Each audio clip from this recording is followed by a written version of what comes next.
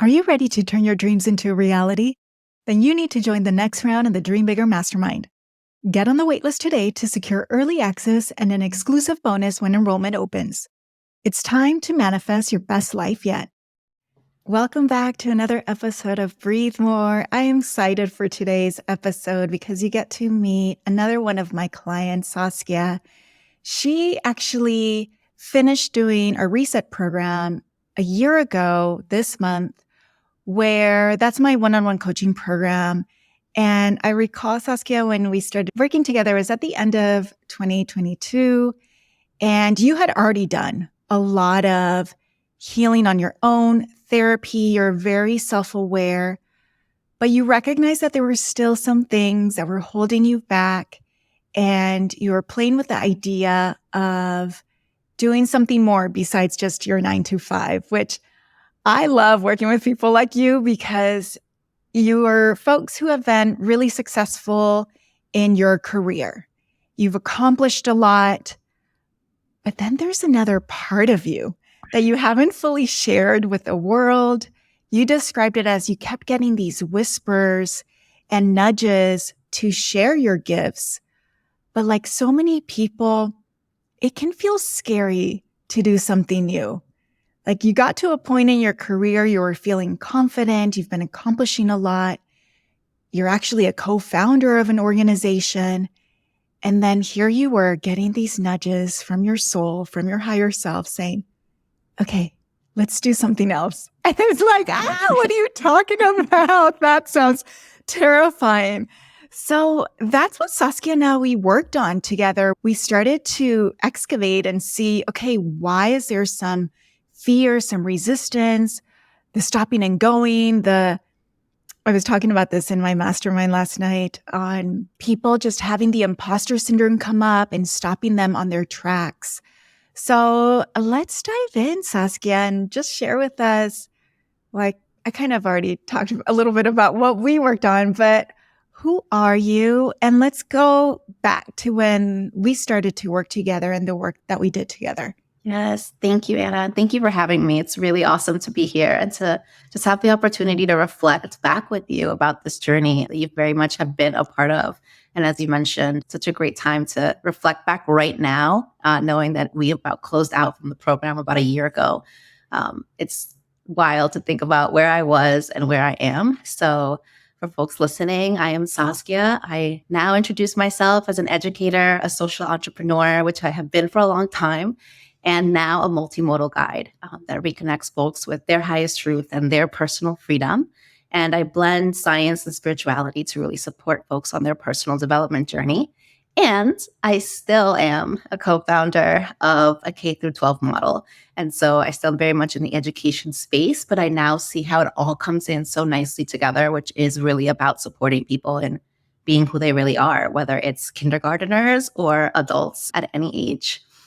And as you were talking, I'm just thinking about back to that time where when we first started working together, felt that things were so separate and that I was being asked to maybe even leave what I was currently doing in order to really emerge fully as a guide for other people in more of a spiritual sense. And I do a lot of research and development in my day job. And so it felt so separate. But even through our work together, one of the things that I noticed is that things can be yes and I realized that when I looked back on, even in my 9 to 5, as you say, what people actually called out about how I supported them and how I helped them had somewhat to do with my technical skill set and a lot to do with my ability to hold space for folks to really see themselves and be able to tap into themselves. And so I realized that actually I can merge a lot of these worlds. Through our work, I started to really bring more and more of that part of myself to the day. So rather than thinking about there's got to be this particular cutoff time and I have to go start something new, I realized that if we're going to live into our purpose, we can do that wherever we're at. And that my work in schools was very much healing and transformation work. But the thing that was underneath that we really worked on was just the fear that I had at the time to be seen in that way.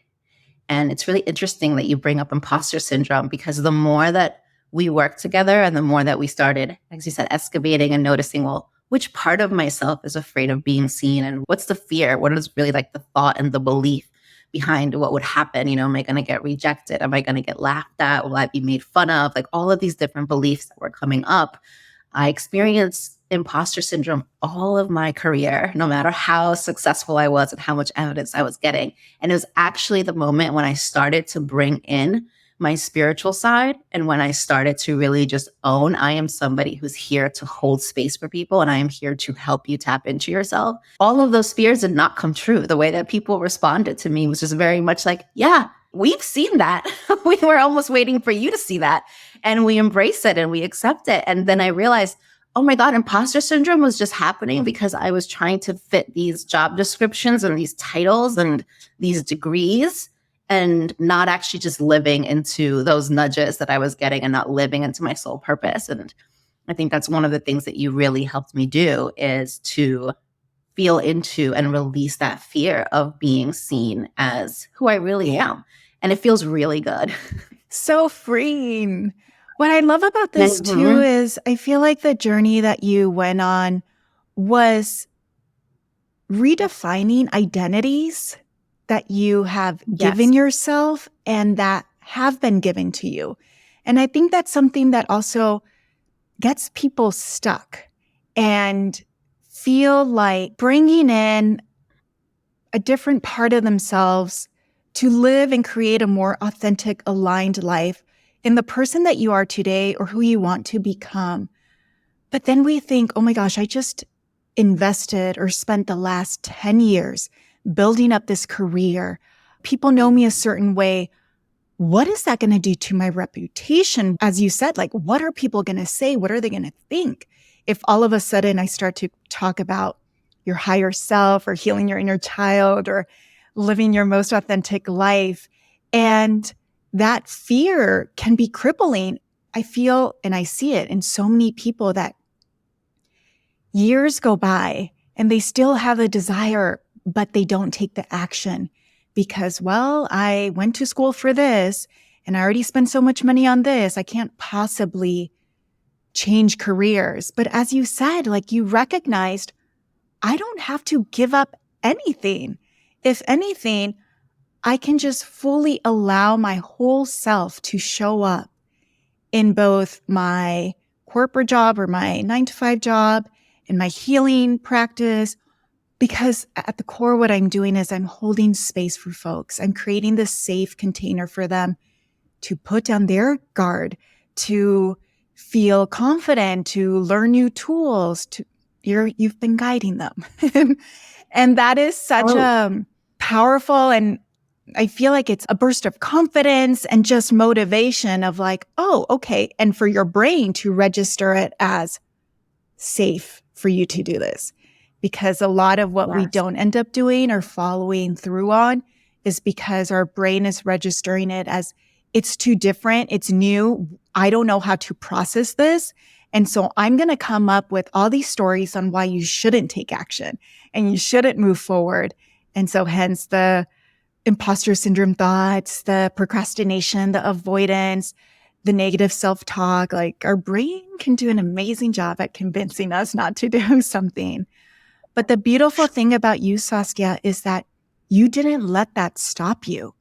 You continue to listen to that inner guidance, to that voice that was saying and paying attention to the signs you were getting and taking action towards it and starting. And that's part of the work that you and I were doing, right? It's like, yeah, once we identified, okay, inner child is feeling unsafe right now. Inner teen also needs support. Here's this other part of you that's like, we're ready to do this. And once all these parts of you were kind of like on the same page, but also recognizing that they each had a part to contribute, that's when you started to take the action and get more clarity on how you wanted to be of service in this different way, different and same way. Yes. Seeing it as an expansion and not a pivot was something that really helped me. As you said, like noticing that in many ways I was actually already doing it. And that in many ways it didn't have to be an either or. You really helped be in that yes and space and really see this as like, I can just expand.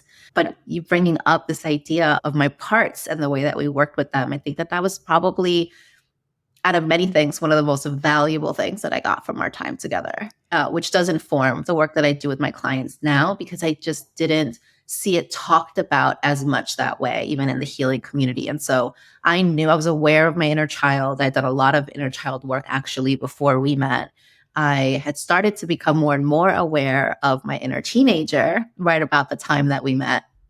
And especially, I think, with the inner teenager, because that part of me had a lot more anger as opposed to my inner child. And I think there's just so much embarrassment that can come from anger, especially when you identify as a spiritual person, right? And you really want to spread love and show up in particular ways in the world. And then you're triggered and you have this anger that comes up. And for me, a lot of times it was with that inner teenager, and I would end up feeling embarrassed about some of the ways that I was either showing up in relationships in my life because that anger really like took control, or I had gotten really good at suppressing that anger, because I kind of had this myth, right? Which is, I think a lot of people have, which is just, okay, if I'm growing spiritually, or even if I'm growing in my emotional intelligence, I am not going to be somebody that can like lose control or express my anger.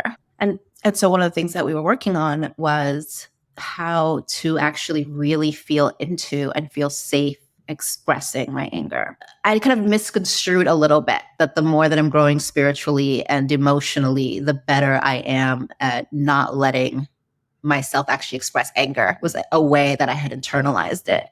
And so a lot of times situations would come in and you would really come up and you would really help me like actually feel into it. Like even in this safe bubble, say the thing like you would want to say to the person, just like in this moment. And it was something that when we first started working together, just felt very uncomfortable in my body, where it was hard for me to even allow it in a setting just in that way through breath work and visualizing, let alone actually really expressing that anger, which I'm much more comfortable doing now. And I think that's very common. Most of my clients, and I know for me, when I embarked on my healing journey, anger was an unsafe emotion to feel, express, embody. Growing up with a raging alcoholic father, the only reflections that I saw of anger were dangerous. And so for me to feel that emotion, I didn't want to. It felt scary. I would immediately go to crying. And so a lot of the work that I do with my clients is to give you permission and start to help you feel safe embodying that emotion. Because in a safe container, when you're working with someone else or even on your own, fully feeling and embodying the emotion of anger is really powerful and can be energizing. And it can be used as a catalyst to even break us out of depression or the anxiety, because that part of us is finally feeling heard and validated. And I think that once your inner teen felt safe to fully express it, that's when so much more harmony started to come through, and peace, and then clarity on how you wanted to move forward. It was really beautiful just to witness that healing in you, Saskia. Very, very powerful to experience.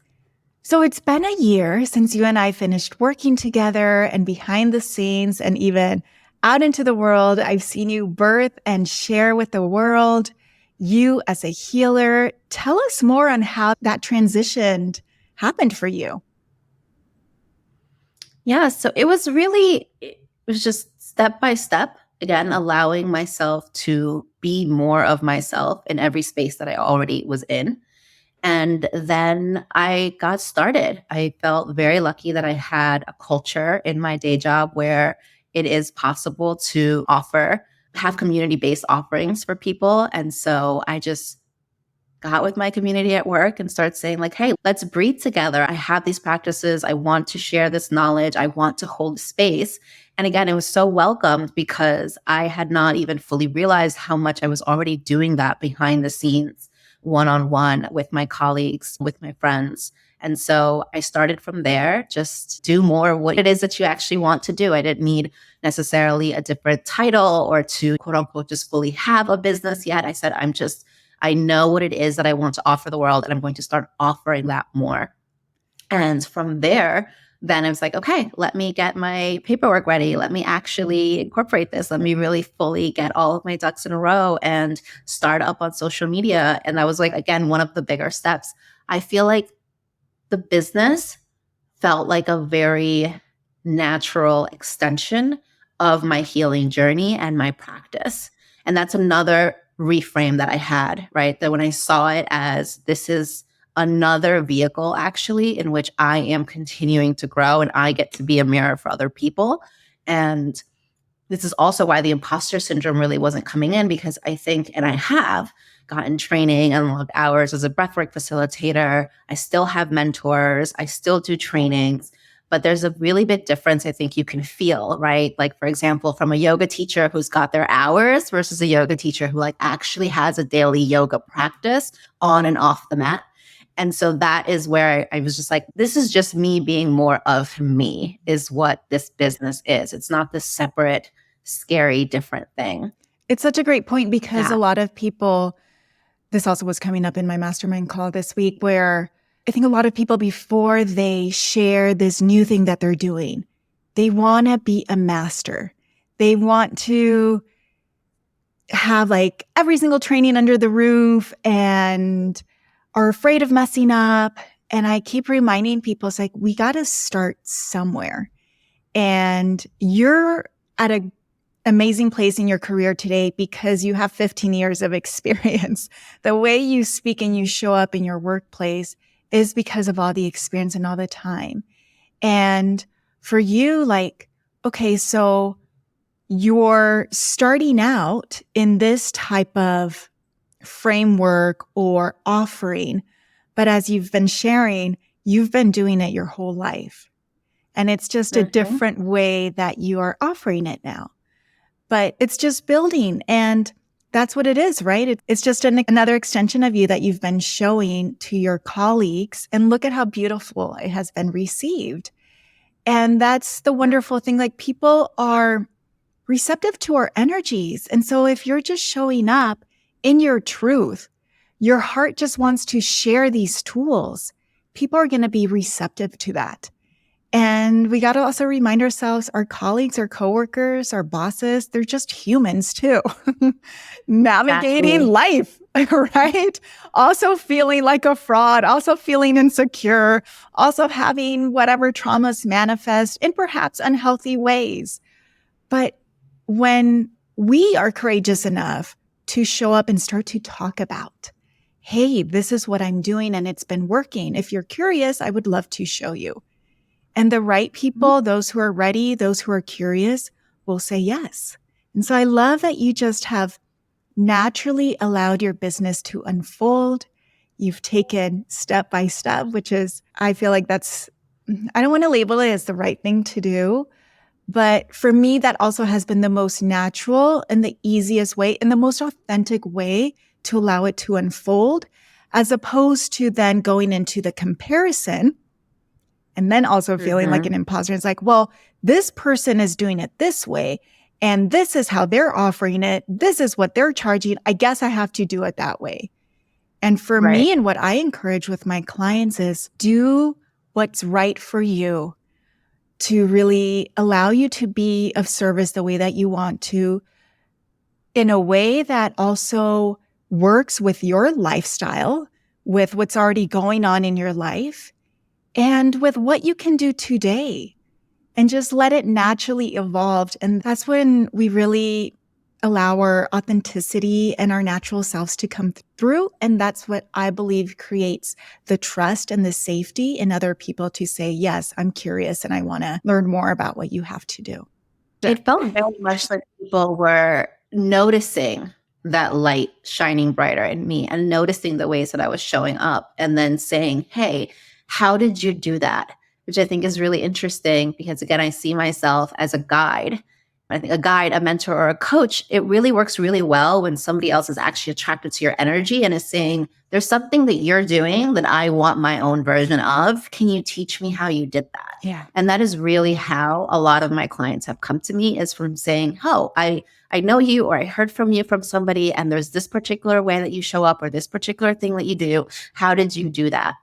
And then I think sometimes it's surprising. It's like, oh, the answer is a lot of inner work and a lot of holding space for those different parts of myself, and a lot of willingness to include those parts, to heal those parts, to face those parts. And really then the work is about, can you trust me to hold that space for you? I can be there with you so that you can have the courage to really sit there and look at these things that are honestly sometimes difficult and uncomfortable, right? That is what you did for me. That is what I do with my clients. And I think that the beautiful thing about that is that it's even less so, let me teach you how to do something, but let me hold this space in which you can reconnect with the part of you that actually really knows best how to guide you and what it is that you need.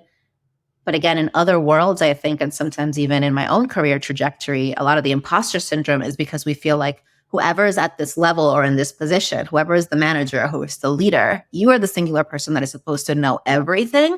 And there shouldn't be any cracks and really, frankly, any humanity. And, you have to be perfect. You have to know all of the things. And this space has really given me the freedom to say, actually, I remember working with Anna not that long ago when anger was a difficult and uncomfortable emotion for me to hold. And that's why I understand when a client is saying, this is difficult for me to hold, right? It's like, oh, this is great. I can have the empathy and the compassion. And now because I know how to hold it, I can help you do that. But I'm also not, there's no judgment coming from me because I fully understand. I was there too. We all have been there too. There isn't this like, oh, I'm a master and I know everything and I have to come and like save you and help you, which is just a space I love to be in. And also what beautiful validation for the work that you've done to be reflected back to you. Whatever you're doing, teach me. I want to be that sparkly. I want to feel that calm and confident, like show my way. I feel like for folks who are on their healing journey, we're so often really in it, or we're then like out in the future, that it's rare how often we look back and it's like, wow, I really have come a long way. How I'm navigating the situation today would have been different just 6 months ago. Now I'm using these tools and creating the pauses. I'm better at communicating. And so I want to celebrate you for having that reflected back onto you, and just people naturally being attracted to that energy and then being curious and then working with you for you to help them on guiding them into their journey. So Saskia is going to be hosting a special workshop in the collective on February 20th, which we're really excited about. Can you tell us about what we can expect? What are you going to guide us through? What theme we're going to be focusing on? Yes. One of the themes that has really been coming up for me, and I want to work with a lot the first quarter of this year, I've already started working on this with clients and group and one-on-one settings. So we are going on a breathwork journey, and we're going to be exploring the theme of forgiveness, which is something that has really been coming through for me and my clients this first quarter of the year. I want to share the transformative power of what forgiveness can do to help us move from one version of ourselves to the next, to help us move into greater manifestation of our goals. And for me, forgiveness, I describe it as the process of really letting go. First and foremost, letting go of the illusion of separateness, because I think that's a lot of times what keeps us stuck, when we feel like you are separate from me, you did this thing to me, and this thing that you did to me is so wrong, and also something that I would never do, right? I'm separate from you. I would never do this thing. You did this to me. And this idea of just being wronged by somebody is something that the more that I've worked with that and the more that I've leaned into, we are not actually separate. If we are all one, and if you are a mirror to me, then actually what is the opportunity that I have in this situation where I feel like I'm being wronged? What can I learn from this? And also, how can I access compassion if I can feel into, if you knew better, you would have done better. And I think we've all been in a position where we have needed forgiveness, and therefore where we can forgive others. Then when we do that and we actually are able to allow somebody or a situation to be new, then that's when that situation or that person or that dynamic moves. And so for me, for example, just really quickly, I think that it's something that can be difficult to truly forgive, but it's something that can be as important as even generational healing. And so, in my own personal experience, my ability to move from I'm so angry with my mother because she has done these things to me to here is a human being who's having, a beautiful soul, but who's having a human experience, who's doing their best, and who, if she would have known better in certain situations, she would have done better. And if I could see that the wounds of her inner child or her inner teenager are showing up in these particular dynamics, and that's not separate from the way that my inner child and my inner teen shows up.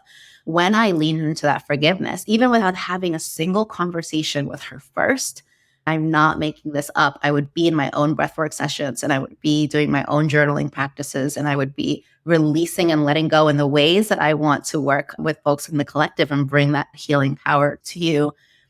I would just come out of a session and see my phone, and my mom would send me a message that was uncharacteristic of the way that she would talk to me in other situations. And then that gave me the courage to start bringing that forgiveness explicitly to her. And our relationship is completely transformed in the last 2 years. And I attribute that specifically to forgiveness. And so that's the theme that I want to explore, to say forgiveness is this closing of the loop so that we're not plugging in the wound from whether it's my ex did this to me and now I'm bringing this grief into this other situation. And now suddenly I find myself creating the same exact dynamic. What's going on there? Or again, as a parent or with your own parent. And so I'm really, really excited to hold folks in this space. If you're listening and this is resonating with you in some way, I really hope that you will be there. It's going to be gentle, but it's also going to be extremely transformative, and we'll be able to just feel into, I think whenever we do this work, we just feel into what is it that is asking to be forgiven? And sometimes that means, what do I really need to forgive myself for? Which has also been very, very powerful and transformative for myself and for my clients. Forgiveness is such a powerful gift that we can give to ourselves. I know for a lot of people, it can be hard, similar to the emotion of anger, right? Because it makes us feel that as long as I hold on to this anger, this pain, this resentment, I'm in control. It makes us feel like we have our power. And that's where a lot of the pain comes from, right? When we are still hurting because we felt in that incident or the experience that we had or whatever was done to us that we weren't in our power. And so with this healing journey that we're going to go on to come back to a place of power, recollect our power. I do this work all the time with my clients too. And yes, I also have experienced these miracles where people feel the energy when you're doing this soul communication, I like to call it, where we're bringing in someone else's soul and you're allowing yourself to have in the healing container an honest conversation, express your emotions. And then it just creates so much compassion and understanding. And as you shared the example with your mom, so many of our generation, we have decided to embark in this courageous journey of healing. And we want our loved ones to also wake up and to do this work. And it may or may not happen. And I think it's important to just kind of release that expectation and just trust that the work that you're doing for yourself does have an impact, because how you're going to show up now in your family or in the different relationships is going to be different. You're going to be creating a disruption in that cycles, patterns, the interaction that would just play out unconsciously. And that in itself is so healing and powerful. And how we show up in our life, how we carry ourselves, how we speak, the words that we use, people do pay attention, whether they tell us or not. And before we know it, they too are starting to ask questions or, showing up differently because you decided to do that, to take that first step and to do that difficult and courageous work. And so I can't wait for us to experience you and your healing gifts and for you to guide us in this journey of self-forgiveness to, as you're saying, create more space for what we do want in our life, right? Let's continue to shed the pain, the suffering, the stories, the victimhood, And let's really allow ourselves to step into our light, our voice, our power, our truth, so that we can create the life that we really want, that's aligned with us, that feels good, that feels easier, that brings so much more joy and abundance and everything that we want. So if inviting all of you to attend, this is in the collective. You can click on the show notes to participate. And then Saskia, if people want to work with you one-on-one, how are you currently working with folks? Yes. And so if you go on my website, which I'm sure we'll put in the show notes at saskiakatherine.com, you can schedule a free discovery call. And so if you're hearing this, you're feeling my energy, you want to do this work together, I would love to work with you. And we get to sit down for about 20 minutes and just talk through, where are you? What is it that you're hoping to get out of this? Maybe even experience a little bit of what that work is like together. You can also sign up directly on the website if you're ready for a one-on-one session, which I call an inner sense check-in. And it is really, again, checking in with all parts of ourselves. A lot of times we get to move a lot of energy just right there and then. Let clients decide, do you want to continue to do this one-on-one for a certain amount of time? Kind of put together some bespoke packages right now for what it is that people need, because it can be a one-off session and a lot can happen in a one-off session. Or we can decide, hey, it makes sense to work together for a couple of weeks or a couple of months together on moving energy in a very particular way. And so if you're curious, I would say go to the website, either jump in right in there with a check-in or go ahead and schedule a free call. And then we get to design and co-create what that journey looks like together, because it really is different for everyone. And I want it to be something that speaks to where people are in the moment. And I will meet you there. Beautiful. Saskia, I just wanted to thank you for coming on and sharing your story. I think you're such a beautiful inspiration for people who have something that they want to share with the world, these whispers that they've been getting, these nudges, but haven't felt comfortable or ready enough, or how could I possibly do this when I already have a career and partner and life and all these responsibilities. And look at how much you've accomplished in a year because you have said yes to your healing journey, to your expansion. And it's beautiful. Like, your life truly can change when you say yes to yourself, when you make you a priority. And here you are living a more authentic, full life where you're helping not just people in your day job, but also outside of that and guiding people. So thank you for being an inspiration for folks and for sharing your story. Is there anything else that you wanted to share, leave us with before we wrap up? First, a lot of gratitude to you as well, Anna, for the journey that you've been on with me and also for inviting me on here to share this story. And I think for anybody listening, I really do hope that you know that this is absolutely fully and completely available to you as well. And I completely understand the fear of doing something different, of being seen, and also of, yeah, just putting yourself out there or even prioritizing yourself can feel selfish. And what I know from experience, what I know from my clients, what I know from friends and family is that when we prioritize our healing, it's the opposite of selfish, because we heal ourselves, we heal forward, we heal backwards. And it's truly like one of the biggest services that you can give the world is to prioritize your own healing. Yeah. So well said. Thank you, my dear. And thank you, everyone, for listening. We will be back real soon. Please make sure you follow Saskia on Instagram as well. She shares beautiful content. All of her information is in the show notes. And we'll see you real soon. Bye.